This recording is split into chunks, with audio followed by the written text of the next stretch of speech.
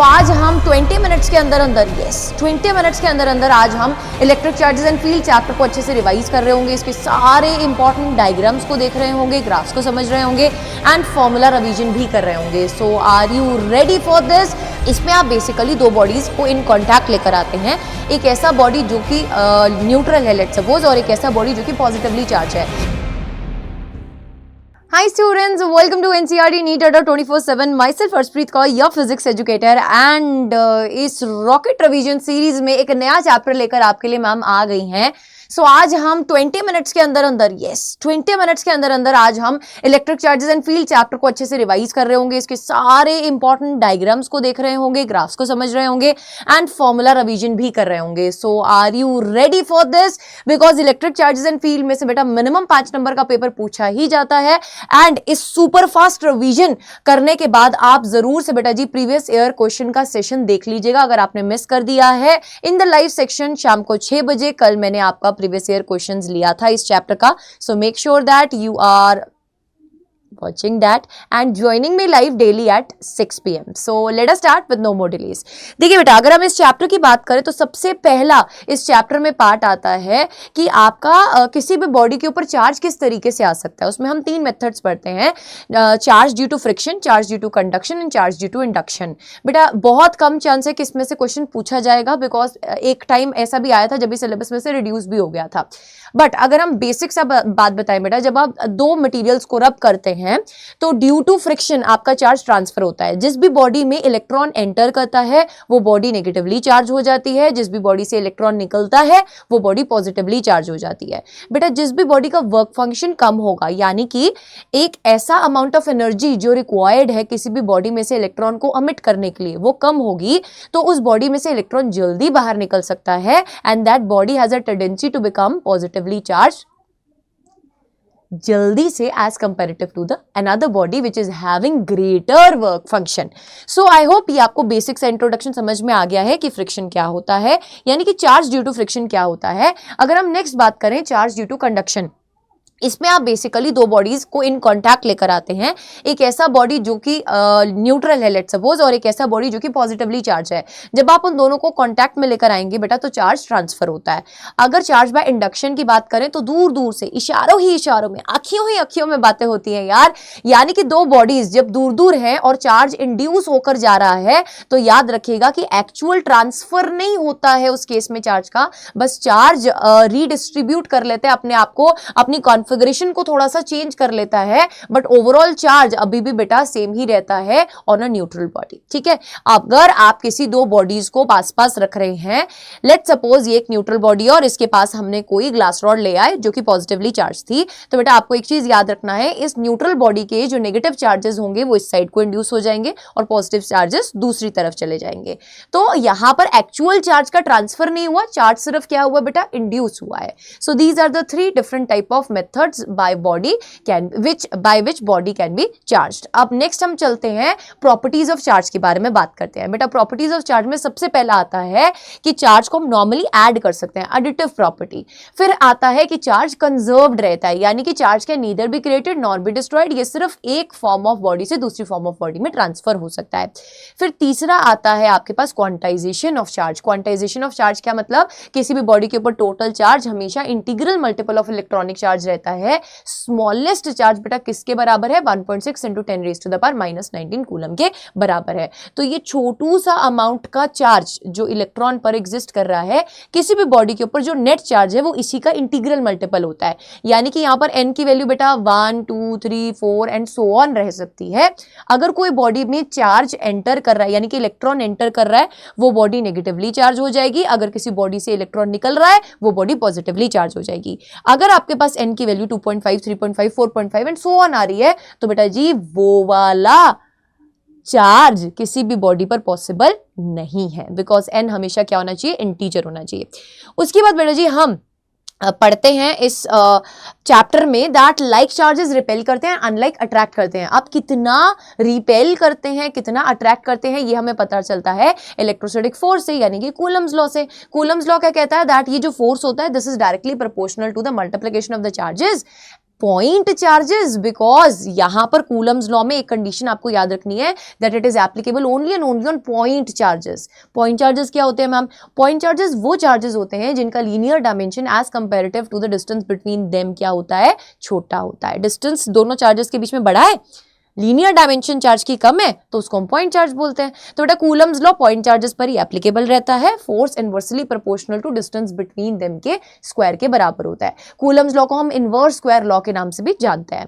बेटा अब इस प्रोपोर्शनैलिटी साइन को हटाकर एक कांस्टेंट आता है जो कि बोला जाता है electrostatic constant, but it is actually not a constant. याद रखिएगा, it depends upon the medium. अगर हमारे पास बात करें दो चार्जेस वैक्यूम में पड़े हैं तो उस केस में बेटा के की वैल्यू 9 × 10⁻⁹ यूनिट हो जाएगी, which is equals to 1/4 pi epsilon naught, where epsilon naught is the absolute permittivity। यानी कि वैक्यूम के केस में चार्जेस को कितना परमिशन है इंटरैक्ट करने का बेटा, वो हमें कहां से पता चलता है? परमिटिविटी की वैल्यू से पता चलता है, which is 8.85 × 10⁻⁻12 यूनिट्स। राइट, अगर आप वेक्टर फॉर्म में लिखेंगे इस चार्ज को, आप इस तरीके से लिख सकते हैं, दैट इज वेक्टर फॉर्म में force is inversely proportional to r cube. बस आपको एक चीज याद रखनी है कि वेक्टर फॉर्म जैसा अलग से कुछ नहीं है यार, है ना। फोर्स वेक्टर क्वांटिटी आपको पता है, उसको वेक्टर फॉर्म में लिख सकते हो। आप डायरेक्शन निकालने के लिए हमेशा ये कॉन्सेप्ट याद रखेंगे कि लाइक चार्जेस रिपेल करते हैं, अनलाइक अट्रैक्ट करते हैं। बाकी सिंपल आप मैग्नीट्यूड से फोर्स का वैल्यू निकाल लेंगे। फिर आता है सुपरपोजिशन प्रिंसिपल। सुपरपोजिशन प्रिंसिपल क्या कहता है? लेट्स सपोज आपके पास पिक्चर में 3 चार्जेस थे, आपने किसी एक चार्ज को पकड़ा, उसके ऊपर नेट फोर्स निकाल लिया। अब अगर पिक्चर में चौथा चार्ज भी आ जाता है, फोर्थ चार्ज भी आ जाता है, तो ये बोला जाता है बेटा कि जो नेट फोर्स होता है उसकी वैल्यू तो फर्क पड़ेगी, बट इंडिविजुअल जो फोर्स लग रहा था पहले के 2 चार्जेस की वजह से वो फर्क नहीं देगा, यानी कि उसकी वैल्यू सेम ही रहेगी। यानी कि सुपरपोजिशन प्रिंसिपल ये कहता है इफ वी कंसिडर 1 चार्ज, उसके ऊपर हमने फोर्स निकाला सेकंड और थर्ड चार्ज की वजह से, नेट फोर्स आ गया फर्स्ट चार्ज के ऊपर।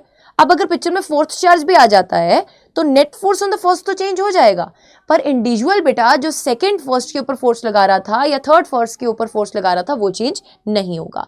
Due to the new charge there will be no effect on the force due to individual charges. So this is basically the superposition principle. फिर आता है आपके पास concept that is of electric field. बेटा electric field क्या होता है? देखो, किसी चार्ज के आसपास की जगह जिसमें कोई और चार्ज आ जाए तो वो उसके साथ इंटरैक्ट कर सके, ईदर रिपेल और अट्रैक्ट, तो उसको हम बोलते हैं इलेक्ट्रिक फील्ड। उसको क्या बोलते हैं? इलेक्ट्रिक फील्ड बोलते हैं। अब अगर हम बोलें कि आपके पास किसी पर्टिकुलर पॉइंट में इस सोर्स चार्ज की वजह से कितना दबदबा है कि अगर उस डिस्टेंस r पर कोई और चार्ज आकर बैठ रहा है तो उसको इसकी इलेक्ट्रिक फील्ड की कितनी इंटेंसिटी फील हो रही है। So that is basically the electric field intensity which is equals to the force between the 2 charges divided by the magnitude of that test charge. बेटा टेस्ट चार्ज को हमेशा हम छोटा लेते हैं, स्मॉल लेते हैं एंड पॉजिटिव लेते हैं। याद रखिएगा, हम छोटा उसको इसलिए लेते हैं बिकॉज हम सोर्स चार्ज की फील्ड को डिस्टर्ब नहीं करना चाहते, एंड हम पॉजिटिव इसलिए लेते हैं बिकॉज अगर हम टेस्ट चार्ज को पॉजिटिव ले रहे हैं तो the direction of the force and the electric field is same. Force और इलेक्ट्रिक फील्ड की डायरेक्शन क्या हो जाती है उस केस में? सेम हो जाती है। ठीक है जी। अगर आपने टेस्ट चार्ज को नेगेटिव लिया तो फोर्स और इलेक्ट्रिक फील्ड इनवर्सली प्रोपोर्शनल होंगे। पॉइंट चार्ज की वजह से बेटा जी आपके पास इलेक्ट्रिक फील्ड क्या आती है? KQ डिवाइडेड बाय R का स्क्वायर। यानी कि जैसे जैसे आप किसी पॉइंट चार्ज से दूर जाते जाते हैं आपके पास इलेक्ट्रिक फील्ड ड्रॉप होती चली जाती है। फिर हमारे पास बेटा इस चैप्टर में कॉन्सेप्ट आता है इलेक्ट्रिक डाइपोल का। इलेक्ट्रिक डाइपोल क्या है? Positive and negative charge magnitude wise same है, ठीक है, मैग्नीट्यूड वाइज सेम है, एक पॉजिटिव है एक नेगेटिव है, separated by some small distance, बेटा इसको बोला जाता है इलेक्ट्रिक डाइपोल। अब अगर इस लाइन को जो पॉजिटिव और नेगेटिव को जोड़ रही है, इसी लाइन पर अगर कोई हमें पॉइंट मिल जाए उसको हम बोलते हैं एक्सियल पॉइंट। बेटा आपको याद होगा अगर हम किसी भी डिस्टेंस को मेजर करना चाहते हैं, किसी भी पॉइंट के डिस्टेंस को मेजर करना चाहते हैं डाइपोल से, सो वो हम करते हैं always with respect to the centre of the dipole, right. अगर आप सेंटर ऑफ द डाइपोल से एक लाइन बना रहे हैं और उसके ऊपर आप कोई पॉइंट कंसिडर कर रहे हैं, that is refer to as a equatorial point. बेटा उसको क्या बोला जाता है? इक्वेटोरियल पॉइंट बोला जाता है। अब सेंटर ऑफ द डाइपोल से अगर कोई लाइन पास हो रही है, यहाँ पे कोई पॉइंट है, उसको इक्वेटोरियल पोजीशन बोला जाएगा। अब बेटा एक्सियल पर या इक्वेटोरियल पर due to short dipole electric field निकालना सिखा रखा है। टॉप डेरिवेशन के वीडियोस में मैंने आपको एक्सियल के कारण सिखाया था, इक्वेटोरियल आपको होमवर्क दिया था, बट आई होप आपको आता है इक्वेटोरियल की वजह से भी। अगर नहीं आता है तो मेरे को जरूर से कमेंट कमेंट सेक्शन में बताना। मैं प्रीवियस ईयर क्वेश्चन के सेशन में भी वैसे ऑलरेडी आपको ये बता चुकी हूँ। चलो अब ध्यान से सुनो, अगर मैं तुमसे बोल रही हूँ एक्सियल के केस में जब शॉर्ट डायपोल का कंडीशन है, जब आपके पास ये डिस्टेंस r जो है वो बहुत बड़ा है as comparative to the distance between the centre of the dipole and a charge a, that is that distance is a। So बेटा जी आपके पास यहाँ पर शॉर्ट डायपोल के कॉन्सेप्ट में एक फॉर्मूला आता है that electric field is equals to what, बोलो इलेक्ट्रिक फील्ड किसके बराबर हो जाती है उस केस में, it is equals to 2k p vector divided by r का क्यूब। इक्वेटोरियल के केस में it is minus of k p divided by r का क्यूब। बेटा अब यहाँ पे p क्या है, p आपको बताता है स्ट्रेंथ ऑफ द डायपोल के बारे में। इलेक्ट्रिक डायपोल मूवमेंट, p क्या है, electric dipole movement, it is basically equals to the any one of the magnitudes, कोई भी डायपोल में जो दो चार्जेस हैं उसका किसी का भी एक का मैग्नीट्यूड उठा लो, उसको मल्टीप्लाई कर दो the distance between the two charges के साथ। तो बेटा जी ये आपके पास Q इंटू 2L क्या देता है, इलेक्ट्रिक डायपोल मूवमेंट बताता है, जो कि स्ट्रेंथ ऑफ द डायपोल है, जो कि क्या है, स्ट्रेंथ ऑफ द डायपोल है। सो बेटा यहाँ पर आपके पास देखा गया एक्सियल के केस में जो इलेक्ट्रिक फील्ड है that is parallel to p vector. Equatorial के केस में बेटा जी आपके पास जो इलेक्ट्रिक फील्ड है that is inverse anti parallel to, you can say inverse नहीं, आप बोलेंगे anti parallel to the dipole movement. Dipole movement आपके पास अगर नेगेटिव टू पॉजिटिव जा रहा है तो बेटा इक्वेटोरियल पॉइंट पर इलेक्ट्रिक फील्ड ऑपोजिट जा रही होती है। इस ऑपोजिट को ही सिंबलाइज करते हैं हम इस नेगेटिव साइन के साथ, ठीक है। उसके बाद आता है बेटा कि अगर आप इस इलेक्ट्रिक डायपोल को प्लेस कर देते हैं यूनिफॉर्म इलेक्ट्रिक फील्ड में, तो यार एक बात याद रखिए, पॉजिटिव चार्ज के ऊपर फोर्स इलेक्ट्रिक फील्ड की डायरेक्शन में लगता है, नेगेटिव चार्ज के ऊपर force opposite to the direction of the electric field लगता है। अगर यूनिफॉर्म इलेक्ट्रिक फील्ड है तो नेट फोर्स इस केस में 0 रहता है, but the line of action of the two forces is not same. अगर आप यहाँ पर ध्यान से देखें, line of action of the two forces is not same. अब लाइन ऑफ एक्शन सेम नहीं है तो ये क्या करेगा बेटा, घूमेगा।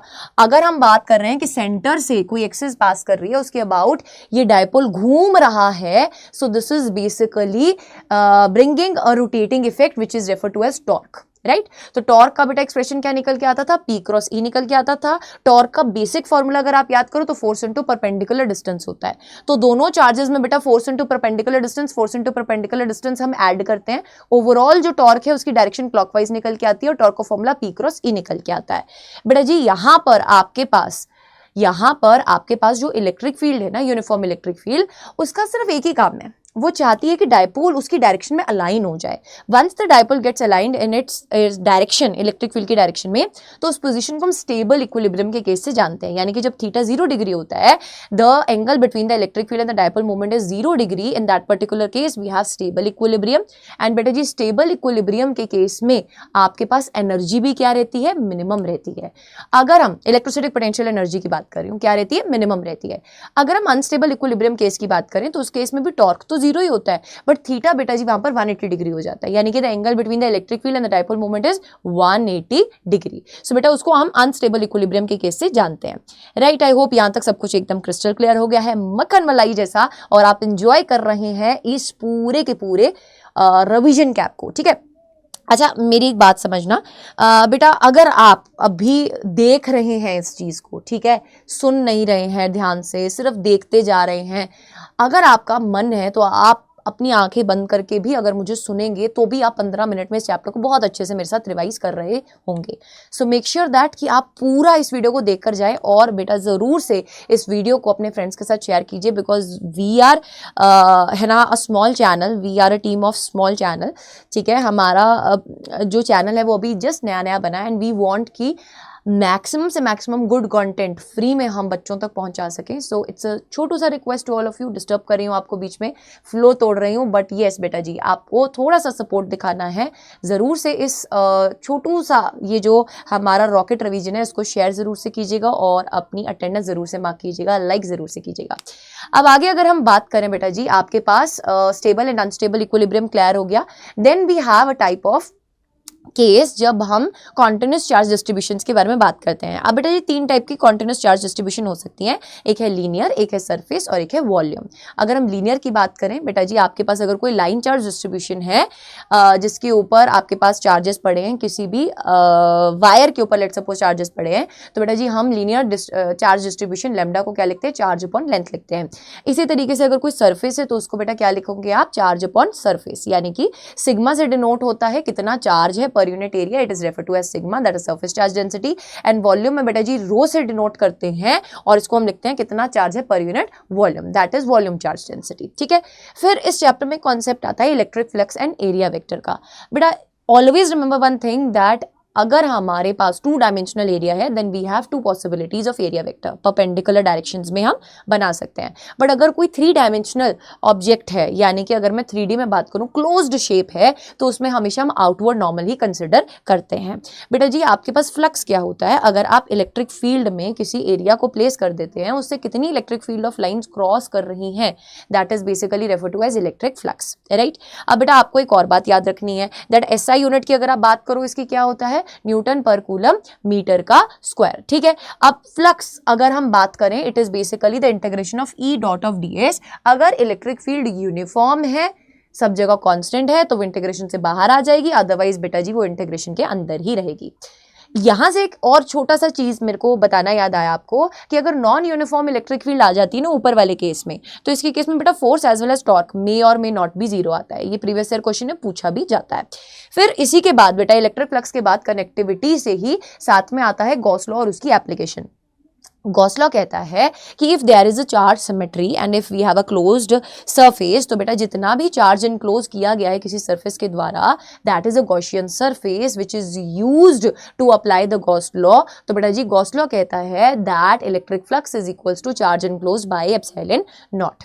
चार्ज इनक्लोज्ड जो होगा उसकी वजह से फ्लक्स होगा, अदरवाइज बेटा इलेक्ट्रिक फील्ड सब चार्जेस की वजह से होती है। अब इसमें सबसे पहली एप्लीकेशन आती है linear infinite long charge wire की वजह से। ठीक है, अब यहाँ पे बेटा अगर इस वायर की वजह से गॉसियन सरफेस देखें तो सिलेंड्रिकल बनता था, याद करो। इलेक्ट्रिक फील्ड का फॉर्मूला बात करें तो lambda divided by 2 pi epsilon naught r निकल के आता था, where r is the distance of that point with respect to that linear charge distribution, जहां पर हम इलेक्ट्रिक फील्ड निकालना चाहते हैं। फिर अगर हम बात करते हैं सरफेस चार्ज डेंसिटी की, तो बेटा जी हमारे पास एक प्लेन शीट का केस आता था, uniformly charge plane sheet infinite थी वो भी। उसके केस में बेटा हम गॉसियन सरफेस फिर से सिलेंड्रिकल कंसिडर करते थे। यहाँ पे जो 2 क्रॉस सेक्शनल एरियाज वाले पार्ट होते थे वो कंट्रीब्यूट कर रहे होते थे फ्लक्स में, और बेटा यहाँ पर इलेक्ट्रिक फील्ड का फॉर्मूला क्या निकल के आता था, सिग्मा बटा 2 एप्सिलॉन नॉट n का कैप निकल के आता था। एंड अगर हम थर्ड केस की बात करें, जब स्फेरिकल शेल का केस है या कंडक्टिंग स्फेरिकल शेल का केस है, तो बेटा जितने भी चार्जेस हैं सरफेस पर बैठे हैं, तो आउटसाइड इलेक्ट्रिक फील्ड निकल के आती थी KQ divided by small r का स्क्वायर, सरफेस पर निकल के आती थी KQ divided by capital R का स्क्वायर, और इनसाइड इलेक्ट्रिक फील्ड निकल के आती थी 0। सो आई होप बेटा ये आपको सब कुछ क्रिस्टल क्लियर हो गया है। अब बेटा इसमें ना बहुत सारे फॉर्मूलाज हैं, बहुत सारे इलेक्ट्रिक फील्ड के फॉर्मूलाज आते हैं।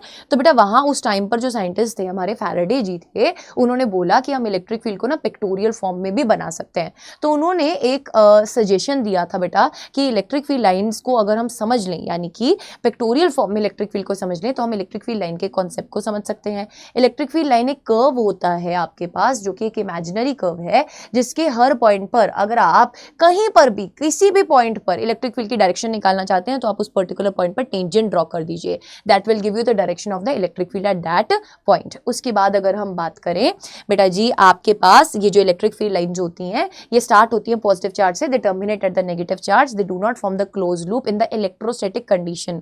आई repeat, they do not form the close loop in the electrostatic condition. अगर असर्शन रीजन में कहीं यहाँ पर पूछ लिया जाए कि electric field lines can never form close loops, तो वो गलत होगा, because induced electric field lines close loops form कर सकती हैं। ठीक है, इसके बाद अगर हम आगे चलें बेटा, इलेक्ट्रिक फील्ड लाइंस कभी भी इंटरसेक्ट नहीं कर सकती, because at the point of the intersection आपके पास 2 डायरेक्शंस ऑफ इलेक्ट्रिक फील्ड आ जाएंगी, which is again not possible. ठीक है, which is again not possible. अब बेटा अगर किसी चार्ज की बात करें विच इज पॉजिटिव, सो बेटा इसकी वजह से आपके पास जो फील्ड लाइंस होती हैं वो रेडियली आउटवर्ड जाती है, नेगेटिव चार्ज की वजह से फील्ड लाइंस रेडियली इनवर्ड आती हैं। यूनिफॉर्म इलेक्ट्रिक फील्ड को आप किस तरीके से ड्रॉ कर सकते हो, पैरेलल इक्वली स्पेस्ड लाइंस की फॉर्म में आप ड्रॉ कर सकते हो। This is basically representing uniform electric field lines. अगर आप यहाँ पर देखते हो तो स्पेसिंग कम है, इधर स्पेसिंग ज्यादा है, so this represents non uniform electric field lines. बेटा जहां पे क्राउडनेस ज्यादा होती है वहां पे मैग्नीट्यूड ज्यादा होता है, जहां पर फील्ड लाइंस दूर दूर होती है वहां पे मैग्नीट्यूड कम होता है।